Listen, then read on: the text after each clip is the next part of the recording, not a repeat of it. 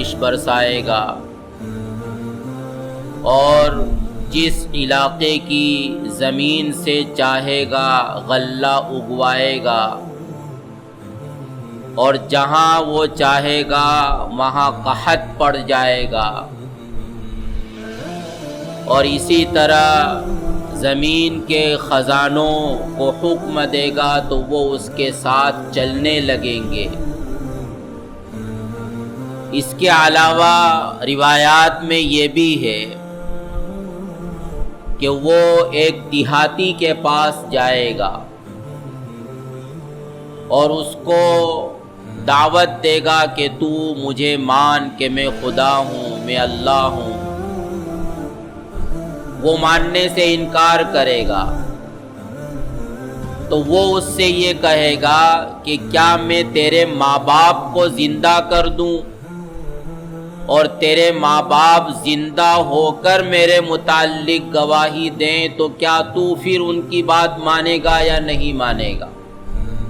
وہ کہے گا کہ ایسا ہو گیا تو ضرور مانوں گا۔ چنانچہ وہ اس کے ماں باپ کو زندہ کر کے اس کے سامنے لا کھڑا کرے گا۔ حقیقت میں وہ اس کے ماں باپ نہیں ہوں گے بلکہ یہ شیطان ہوں گے جو اس کے ماں باپ کی شکل میں اس کے سامنے ظاہر کیے جائیں گے، اور وہ شیطان جو اس کے ماں باپ کی شکل میں اس کے سامنے ظاہر ہوں گے تو وہ دیہاتی سے کہیں گے کہ بیٹا اس کی بات مان لے، یہ خدا ہے۔ اب وہ دیہاتی سیدھا سادہ انسان ظاہر ہے کہ جب وہ یہ دیکھے گا کہ برسوں پہلے میرے ماں باپ مر چکے تھے اور وہ اس کے کہنے پر زندہ ہو گئے، میرے سامنے آ کر کہہ رہے ہیں کہ اس کی بات مان، یہ خدا ہے، تو پھر تو مجھے مان لینا چاہیے۔ تو اس طرح کی باتیں دجال کی طرف سے ہوگی، اسی لیے نبی کریم صلی اللہ علیہ وسلم نے فرمایا کہ یہ فتنہ بہت سخت ہے۔ آدم علیہ السلام سے لے کر قیامت تک اتنا بڑا فتنہ پیدا نہیں ہوگا جتنا کہ دجال کے نتیجے میں فتنہ پیدا ہوگا۔ نیز نبی کریم صلی اللہ علیہ وسلم نے فرمایا کہ دجال کے آنے سے پہلے 3 سال بہت سخت ہوں گے۔ 1 سال تو ایسا ہوگا کہ آسمان اپنی بارش کا 2/3 حصہ برسائے گا، 1/3 حصہ روک لے گا، یعنی بارش کم ہوگی، اور جب بارش کم ہوگی تو اس کے نتیجے میں زمین کی پیداوار 2/3 ہوگی اور 1/3 نہیں ہوگی۔ پھر جب دوسرا سال ہوگا تو آسمان اپنی بارش کا 3/3 حصہ روک لے گا اور فقط 1/3 حصہ بارش برسے گی، اور اسی کے اعتبار سے زمین کی پیداوار 2/3 نہیں ہوگی، فقط 1/3 زمین کی پیداوار ہوگی۔ یعنی زمین کی پیداوار کو اگر 3 حصوں میں تقسیم کر دیا جائے تو 2 حصے پیداوار نہیں ہوگی، فقط 1 حصہ پیداوار کا ہوگا۔ پھر جب تیسرا سال آئے گا تو آسمان سے بارش ہوگی ہی نہیں، اور جب بارش نہیں ہوگی تو زمین سے پیداوار بھی بالکل نہیں ہوگی، غلہ بھی نہیں ہوگا، جس کی وجہ سے بھوک مری عام ہو جائے گی، جانور ہلاک ہوں گے، انسان برباد ہوں گے۔ اس موقع پر اللہ کے رسول صلی اللہ علیہ وسلم کی روایات میں 2 باتیں ملتی ہیں۔ ایک روایت تو عام ہے جہاں فتنہ دجال کی تصریح تو نہیں ہے، لیکن اللہ کے رسول نے یہ فرمایا کہ مسلمانوں کے لیے فتنے کا ایک زمانہ ایسا آئے گا کہ وہ مسلمان صحیح سالم ہوگا جو اپنی چند بکریوں کو لے کر کسی جنگل میں دریا کے کنارے پر چلا جائے گا یا کسی پہاڑ کی چوٹی پر جا کر چلا جائے گا تو اس کی بکریاں ہوگی، دودھ سے وہ اپنا پیٹ بھرے گا اور وہاں جو کچھ بھی پانی میسر ہوگا تو اس طرح اس کی زندگی بسر ہو جائے گی، تو یہ مسلمان خیر میں رہے گا۔ دوسری بات جو اسی روایت کے سیاق میں آئی ہے کہ صحابہ نے پوچھا کہ اللہ کے رسول، جب یہ معاملہ ہوگا کہ آسمان ایک بارش کا قطرہ بھی نہیں برسائے گا، زمین سے غلے کا ایک دانہ بھی نہیں نکلے گا، تو پھر ہم کیا کھائیں گے اور ہم کیسے جئیں گے؟ تو اللہ کے رسول صلی اللہ علیہ وسلم نے فرمایا کہ اس زمانے میں مسلمانوں کے لیے اللہ کی تحمید، اللہ کی تسبیح اور اللہ کی تہلیل یہ غذا کا کام کرے گی، یعنی اللہ کا ذکر کرنا، سبحان اللہ، الحمدللہ، لا الہ الا اللہ، لا حول ولا قوت الا باللہ، کہ مومنین کے لیے یہ اللہ کا ذکر ان کے لیے غذا کا کام دے گا اور یہ ان کی زندگی کو برقرار رکھے گا، وہ بھوک اور پیاس کی وجہ سے مریں گے نہیں۔ ان روایات سے جو اشارہ ملتا ہے وہ یہ ہے کہ اسی زمانے میں، یعنی جب ایسی بھوک مری عام ہو جائے گی، ہر چیز کا بحران ہوگا، نہ کھانے کی چیزیں ملیں گی، نہ پینے کی چیزیں ملیں گی،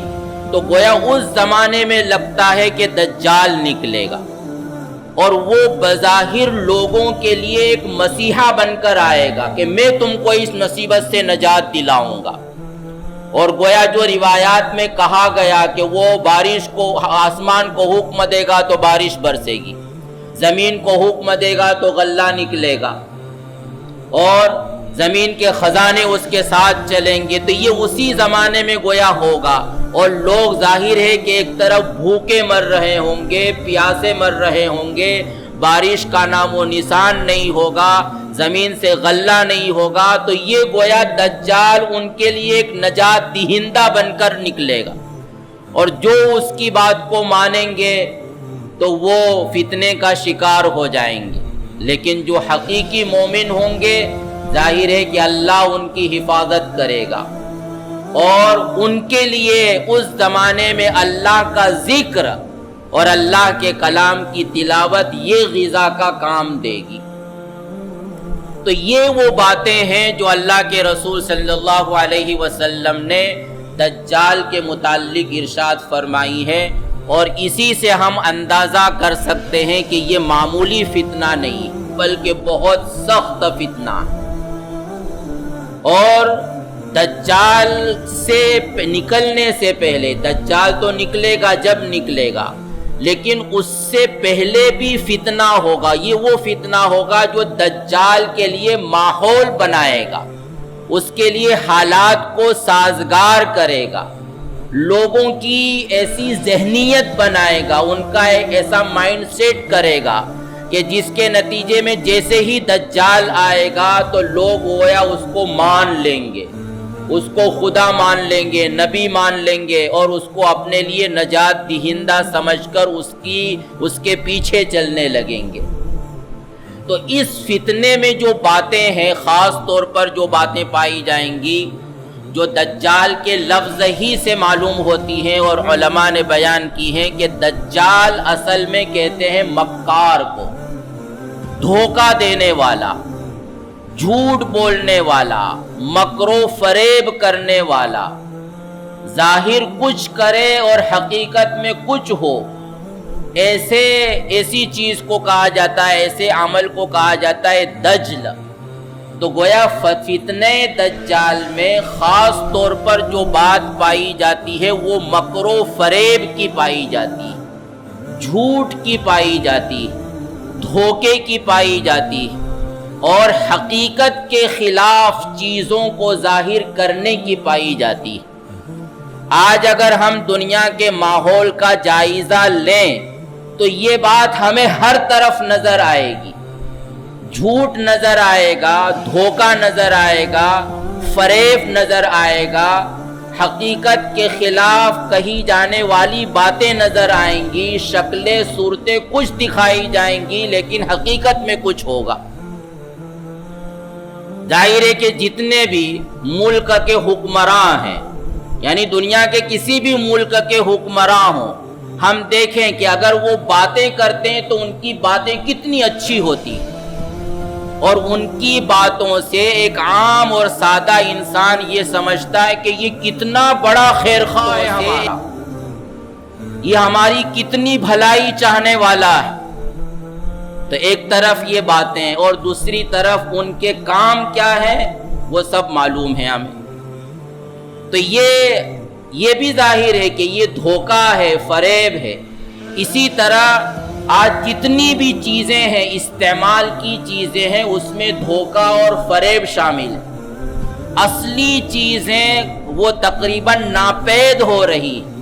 اور لوگوں کو مصنوعی غذا کا، مصنوعی چیزوں کا عادی بنایا جا رہا ہے۔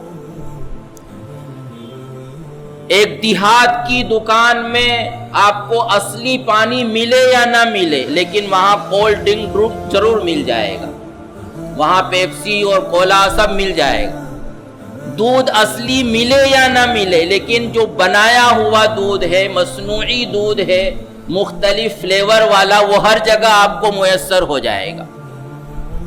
تو اصلی چیزیں گویا ختم کی جا رہی ہیں، اور جو مصنوعی چیزیں ہیں ان کو فروغ دیا جا رہا ہے۔ یہ بھی در حقیقت دجال کے فتنے سے لوگوں کو متاثر کرنا اور اس کے آنے سے پہلے ماحول کو سازگار کرنے کا ایک حصہ ہے۔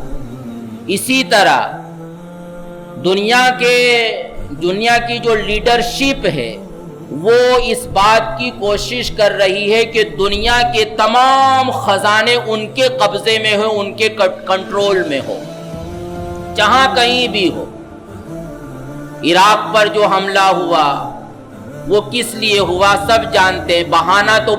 بنایا گیا کہ وہاں گویا زہریلے ہتھیار تھے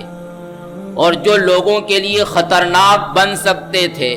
تو لوگوں کی جانوں کو بچانے کے لیے یہ حملہ کیا گیا۔ لیکن سب جانتے ہیں کہ جو اس کی تحقیق کرنے والا کمیشن تھا، اس کے سربراہ نے بعد میں اعتراف کیا کہ ایسا کچھ بھی نہیں تھا۔ وہاں کے جو خزانے ہیں اور وہاں کی جو قدرتی طور پر زمین کے دفینے ہیں، ان کو اپنے کنٹرول میں لینا، افغانستان پر حملہ کرنا، اسامہ بن لادن کو بہانہ بنا کر، ظاہر ہے کہ وہ بھی اسی لیے تھا۔ تو یہ پوری دنیا پر، اور آج واقعہ یہ ہے کہ چاہے ہر ملک کی حکومت آزاد سمجھی جاتی ہو کہ گویا یہاں جمہوریت ہے اور یہاں گویا عوام کے ووٹ سے حکومت بنتی ہے، لیکن حقیقت یہ ہے کہ پوری دنیا کے حکمراں وہ دنیا کی جو لیڈرشپ ہے وہ طے کرتی ہے۔ وہ جس ملک کے جس شخص کو حاکم بنانا چاہے وہ بناتے ہیں۔ دنیا میں چاہے ظاہر کیا جا رہا ہو جمہوریت اور ظاہر کیا جا رہا ہو کہ عوام کے ووٹوں سے، لیکن ایسا نہیں ہے۔ حقیقت اس کے بالکل برخلاف، دنیا کی دولتوں پر قبضہ کرنے کے لیے ہر ملک میں جو مالدار لوگ ہیں ان کو اپنے قبضے میں لیا جا رہا، اور دنیا کے جتنے بھی مالدار ہیں اگر ان کا بیک گراؤنڈ دیکھیں اور ان پر کوئی ریسرچ کرے تو ان کا تعلق کسی نہ کسی اسرائیلی کمپنی سے ضرور نظر آئے گا۔ ہمارے ملک میں جو اڈانی اور امبانی کو جو بہت زیادہ ان کو آگے بڑھایا جا رہا ہے، اور گویا کہا جا رہا ہے کہ گویا ملک کی معیشت اور ملک کی اکونامک وہ انہی پر ڈیپینڈ کر رہی ہے، لیکن حقیقت میں واقعہ یہ ہے کہ ان کے پیچھے بھی اسرائیل ہے اور یہودیت، اس کے بغیر یہ کچھ بھی نہیں کر سکتے۔ دنیا کے کسی بھی ملک میں کوئی بھی قانون پاس ہوتا ہے تو وہ اقوام متحدہ اور اسرائیل کے اشارے پر پاس ہوتا ہے۔ تو بہرحال یہ سب باتیں ہیں اور بھی بہت ساری باتیں ہیں۔ تو یہ جو ماحول سازگار کیا جا رہا ہے یہ دجال کے لیے، اور اسی طرح چھوٹے کاروبار کو ختم کیا جا رہا ہے، اور جو ملٹی لیول کمپنیاں ہیں، انٹرنیشنل کمپنیاں ہیں، ہر ملک میں، ملک کے ہر شہر میں، اور اب تو چھوٹے میں ملک میں بھی ملٹی لیول کمپنیاں اور انٹرنیشنل کمپنیوں کو فروغ دیا جا رہا ہے۔ یہ جو ہر چھوٹے چھوٹے شہروں میں بھی بڑے بڑے مال قائم کیے جا رہے ہیں، اور گویا ایک ہی چھت کے نیچے آپ کو تمام ہر ضرورت کی چیز، ماچس سے لے کر فریج تک، اور تمام ایسی ایئر کنڈیشن جتنی بھی چیزیں ہیں وہ آپ کو ایک جگہ ملیں گی، اور اس کے مقابلے میں جو چھوٹے کاروباری ہے ان کو ختم کرنے کی کوشش کی جا رہی ہے۔ یہ بھی اسی لیے تاکہ ہر چیز کو اپنے کنٹرول میں رکھا جائے۔ یہ جتنے بھی بڑے بڑے مال ہیں ان کا تعلق انٹرنیشنل کمپنیوں سے پورے ہندوستان میں، بلکہ ہندوستان کو چھوڑ کر کسی بھی ملک میں آپ چلے جائیں تو ظاہر ہے، اور لوگوں کو انہی چیزوں کا عادی بنایا جا رہا، سادہ زندگی، دیہاتی والی زندگی، اس سے لوگ ہٹتے جا رہے ہیں، تو ظاہر ہے کہ جب موقع آئے گا وہ ان چیزوں کی سپلائی بند کر دیں گے، پانی کی سپلائی بند کر دیں۔ پانی کے لیے ظاہر ہے کہ ایک زمانہ تھا کہ جب ضرورت تھی کہ گھر گھر پانی پہنچایا جائے تو اس زمانے میں تو اتنا اہتمام نہیں تھا کہ گلی گلی میں پائپ لائن بچھائی جائے، لیکن اس زمانے میں جبکہ ہر گھر میں بورنگ موجود ہے، لیکن پھر بھی کوشش کی جا رہی ہے کہ گاؤں گاؤں میں، دیہات میں، گلیوں گلیوں میں پائپ لائن پانی سپلائی کرنے کے لیے بچھائی جائے۔ یہ بھی دراصل کہا جا سکتا ہے کہ پانی کو اپنے کنٹرول میں کرنے کے لیے، کہ ایک زمانہ جب آئے گا کہ جب پانی کی قلت ہو جائے گی تو پھر وہ پانی ان کے کنٹرول میں ہوگا، جس کو جہاں چاہیں گے، جتنا چاہیں گے، جس کے لیے چاہیں گے وہ پانی سپلائی کریں گے، لوگ ایک ایک قطرے کے اور ایک ایک دانے کے ان کے محتاج ہو جائیں گے۔ تو عام لوگوں کے لیے آزمائش ہو یا نہ ہو، لیکن یہ اہل ایمان کے لیے سب سے بڑی آزمائش ہوگی۔ اس وقت تو ان کے ایمان کا اور ان کے دین کا سوال ہوگا کہ وہ دین کے مقابلے میں اپنی ضروریات کو ترجیح دیتے ہیں، یا ضروریات کی وجہ سے اور مجبوریوں کی وجہ سے دین کو اور ایمان کو چھوڑ بیٹھتے ہیں اور ان دجال اور مجبور کا شکار ہو جاتے ہیں۔ تو مکر و فریب اور حقائق کو چھپانا، اور دوسری جو بات دجال کے فتنے میں پائی جاتی ہے وہ یہ کہ دجالی فتنہ دنیا کو جو نظام پیش کر رہا ہے یا پیش کرے گا وہ خالص مادی نظام ہوگا، یعنی جس میں مذہب کی کوئی بات نہیں ہوگی، دین کی کوئی بات نہیں ہوگی، آخرت سے اس کا کوئی تعلق نہیں ہوگا، بلکہ وہ دین اور آخرت کی باتیں کرنے والے مذاہب کے دشمن ہوں گے۔ ان کا پورا زور مادیت پر ہوگا، اور پورا زور اس پر ہوگا کہ انسان کس طرح اپنے پیٹ اور اپنی شرمگاہ کی بھوک کو پورا کرے۔ روح کا کیا تقاضا ہے؟ روحانیت نام کی اس نظام میں کوئی بھی چیز نہیں ہوگی، یہ خالص مادی نظام ہوگا۔ اللہ سے ویسے تو ہر فتنہ دین سے دور کرتا ہے، ہر فتنہ وہ شریعت سے انسان کو دور کرتا ہے، لیکن خاص طور پر جو دجالی فتنہ ہے اس میں دین سے دوری نہیں بلکہ دین سے بغاوت پائی جاتی ہے، اللہ کے نظام سے بغاوت پائی جاتی، خدا بیزاری پائی جاتی، اور گویا ایسے شکوک و شبہات لوگوں کے ذہن و دماغ میں ڈالے جا رہے ہیں کہ ایک برسوں سے اللہ کو ماننے والا، برسوں سے اللہ آخرت پر یقین رکھنے والا، ایسی چیزیں پیش کی جا رہی ہیں، ایسی باتیں کی جا رہی ہیں کہ وہ بھی شک میں مبتلا ہو جاتا ہے کہ آخرت بھی کوئی چیز ہے یا نہیں، اس نظام کے پیچھے کوئی اللہ بھی ہے یا نہیں۔ تو یہ خدا بیزاری اور خالص مادیت پر مبنی جو نظام ہے یہ دجال کے فتنے کی ایک دوسری خصوصیت۔ اور تیسری جو بات ہے دجال کے فتنے میں کہ اس میں جو بھی وہ نظام پیش کرے گا، وہ دجالیت کا فتنہ، وہ فطرت سے اور نیچرل طریقے سے ہٹا ہوا ہوگا۔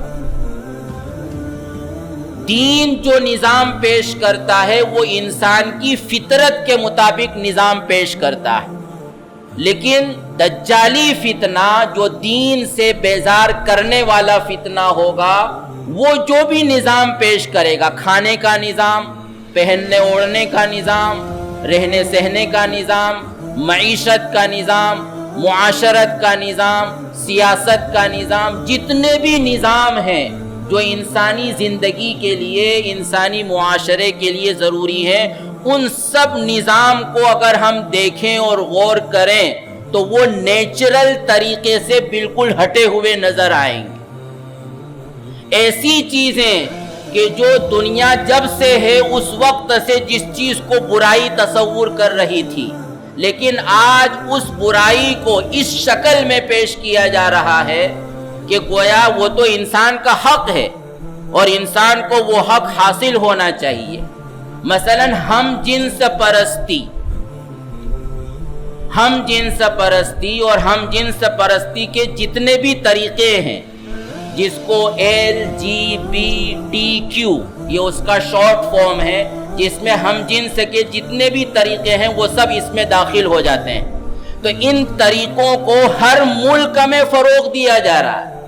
ہر ملک کی پارلیمنٹ یہ قانون پاس کر رہی ہے کہ اگر مرد مرد سے ملے اور اپنی خواہش کو پورا کرے، عورت عورت سے ملے اور اپنی خواہش کو پورا کرے تو وہ جرم نہیں ہے، بلکہ یہ انسان کا اپنی ذاتی حق ہے اور اس کو تحفظ ملنا چاہیے، معاشرہ اس کو برا نہ سمجھے۔ تو ظاہر ہے کہ ہر زمانے میں، ہر علاقے میں ایک چیز جو انتہائی سنگین جرم سمجھی جاتی تھی، اور یہ وہ گھناؤنا عمل ہے کہ جو جانور بھی نہیں کرتے، لیکن اس عمل کو آج انسان کا حق بنا کر پیش کیا جا رہا ہے، اور باقاعدہ قانون بنائے جا رہے ہیں کہ جس قانون کے نتیجے میں اس جرم کو جرم نہیں سمجھا جائے گا، بلکہ اس کو انسان کا ذاتی حق تصور کیا جائے گا۔ پہننے اوڑھنے کے نظام میں ہر زمانے میں عورت پردہ کرتی رہی ہے، یہ نہ جانے کہ مسلمان عورتیں، غیر مسلم عورتیں بھی ہر زمانے میں، ہر علاقے میں وہ پردے کے ساتھ اپنے سر سے لے کر پیر تک جسم کو ڈھانپ کر رکھنے والا سماج ہر معاشرے میں، دنیا کی ہر تاریخ میں پایا جاتا ہے۔ لیکن آج عریانیت کو اور فحاشیت کو گویا عورت کا ذاتی حق سمجھا جا رہا ہے، اور پردے کو اس کے لیے ظلم قرار دیا جا رہا ہے۔ تو اس طرح کی بہت ساری چیزیں ہیں۔ تو بہرحال یہ ہے دجال کے فتنے کی کچھ باتیں۔ تو اس فتنے سے بچنے کے لیے نبی کریم صلی اللہ علیہ وسلم نے ہمارے لیے ایک نظام پیش کیا ہے کہ اس فتنے سے ہم کیسے بچ سکتے ہیں۔ اس کے لیے سب سے پہلے